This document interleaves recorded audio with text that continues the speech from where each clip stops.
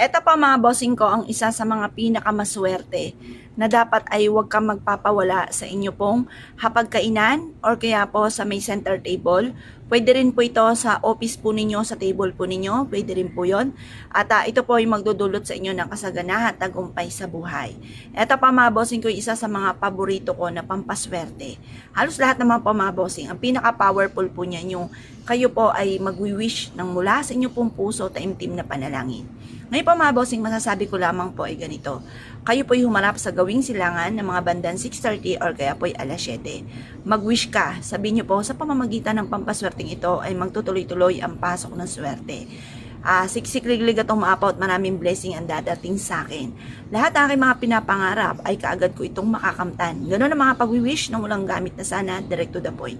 At pagkatapos mga bossing ko, ang gagawin po ninyo mga bossing, ibibilang